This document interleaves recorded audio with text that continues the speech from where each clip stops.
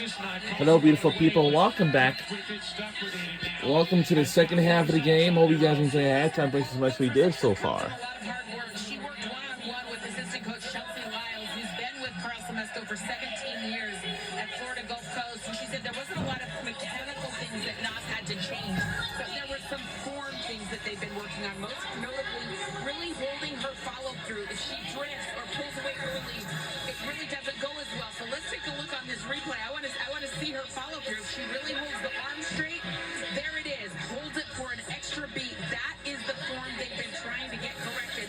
But more than that, it's been the extra work. They have done 10 to 15 minutes every single day of the season, before or after practice. She's come in on off days. This has been a relentless young lady, and coach said, it's also she has to be fearless in these moments. Some of it is psychological, and Naz has started to be fearless. It is so vitally important for her to be on the floor, to give her teammates spacing. And if she's not a three-point threat, she's not going to give them spacing. Look how much space she has there. I mean, incredible. And one of the things that Carl Semesco talked about, Rebecca, was that she had all the other aspects of the game. She do so many intangible things well. She can put it on the floor. She can pass. She sees the game well. But to your point, you're hurting your teammates if you don't have to be guarded out there, and how she's even more confident in everything else she already did well now that she's shooting it from three. She's 25 years old. You know how hard it is to kind of adjust someone's shot to that degree, to the place where they're that confident? Taking threes at that age, it is not easy. I mean, that's young in life, but in basketball form, right? She's a grandma. So 25 is now grandma. In basketball form, not as a basketball player, but in form. You start doing form shooting when you're like 5 years old. Yeah. Here's Hall. Curling and missing. Gray the rebound. It's an 8-point Atlanta lead. Indiana had tied it earlier in the quarter. 2:15 to go in the third. Game one of this best-of-3 series. New York Phoenix up next on ESPN later on tonight. 10 Eastern. It's Vegas and Seattle. Game one on ESPN. Howard grazes the rim, and it's out of bounds off of Atlanta. We'll be rooting for Atlanta Dream for today's matchup.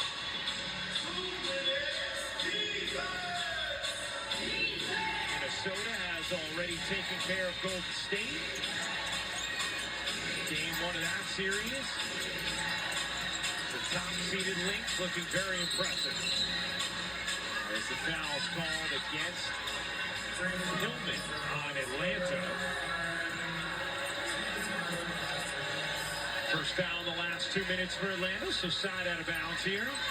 Hillman got switched on to Leah Boston, and then just trying to battle her, keep her from establishing position in the paint. Here's Mitchell. Mitchell gets it over to Turner, Mr. Badley, and that is going to be a foul against Indiana. They are over the limit. So free throws here for Atlanta. One of the things that Ryan Howard has done really well on the defensive end of the floor is keep Lexi Hull off the offensive glass. We've seen throughout the course of the season, Hull going from the corner, getting in and getting offensive rebounds. Saw it a couple of possessions ago. She boxed her out, didn't let her get a tip. Here she, gets Hull to the point where she gets the foul call. Third foul on Boston.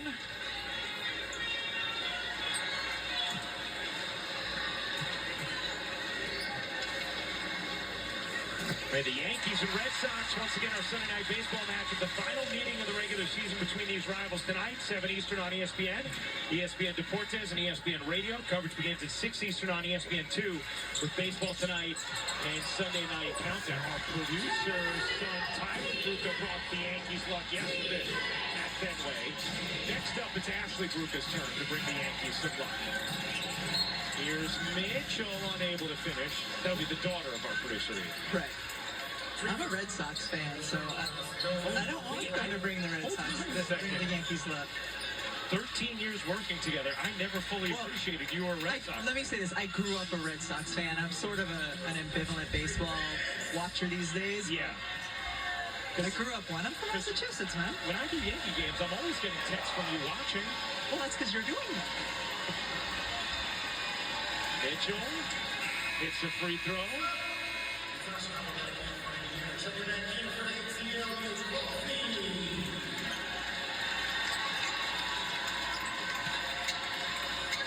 Howard in with Mitchell, Boston, Powers and Hall. For Atlanta, it's Gray, Ryan Howard, as well as Maya Caldwell, Bree Jones, and Nia Coffey.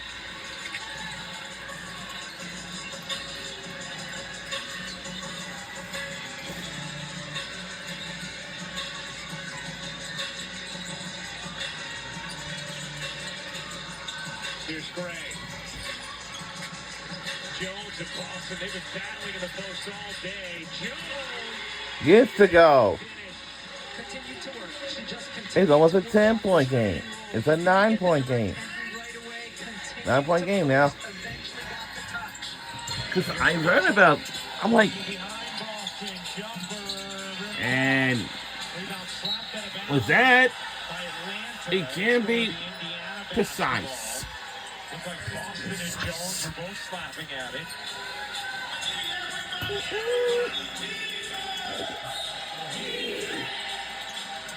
Hall gets a step and And finishes out the window. finish it out the window. 7-point Dream lead. 45 seconds to go in the third quarter of game one. Best of three. First round series. It's best out of 3 in the series. Ball to the corner. On the drive, Coffey can't finish.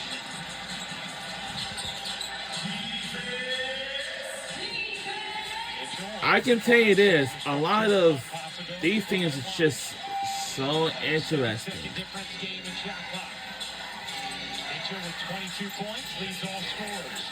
Runs right into What Jones. the? Foul is called up for Jones. What's going on? The block, free throws coming up for Mitchell as both players take it. So collision in traffic. Now if you're okay. They're all right, but just a little collision in traffic. But this one, it was not. Slips to the basket. It's a really good look at it. Yeah. Game 2 of this series will be Tuesday night, 7:30 Eastern on ESPN. Winner of Fever Dream will take on the winner of the Aces and the Storm. That series begins tonight. Game 1 Well, today was going to be a busy day. Eastern on ESPN. Like the Phillies. Yeah, because I was looking for the next too. Floating touch, Ah. even on free throws. We talked about this in the regular season. Here's the thing. It's the sound it makes, It's in the- my head at least, when it goes through the net like that. It's the perfect description. Oh yeah, we're not into it, but poof. Something tells me to be a little bit easy. If I ain't getting no dog, check it out. I get that one. I got pleasure. Gray. And way off target. Right here in this third quarter for Indiana. We need to add just a little bit to the angle. Well, that's all right. Turner gets it to Mitchell. Fourth quarter's next. Fourth quarter's next, and no good. That'll do it for the third. Kelsey Mitchell, 11 in the quarter, 24 for the game. It is Atlanta with a 5-point lead through three. Now Hey, Zoe one shot at a time. 7 rebounds. Well, I'm making rivalry just in a little while. With Holly. Well, Naz, you went on a little mini run by yourself, but it's really fueled by your three-point shooting. How do you describe It seemed like it just said. little attempts before in your career and turning it on with great confidence right now? I think that what you just said, just the confidence of it. My teammates and my Fine. coaches put so much confidence into me. They tell me to shoot the Why ball, and did that's he exactly do what I'm doing right now. that? We focus a lot on the improvements offensively of this team, but your defensive rating number 2 in the league. You've had to guard Natasha Howard at times today. How is the defense going to make a statement here in the fourth quarter?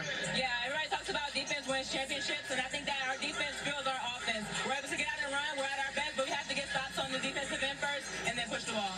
Thank you so much. Thank you. Thank you, Naz. Thank you, Holly.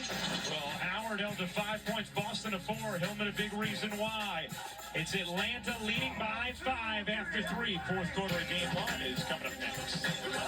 Fourth quarter is coming up next.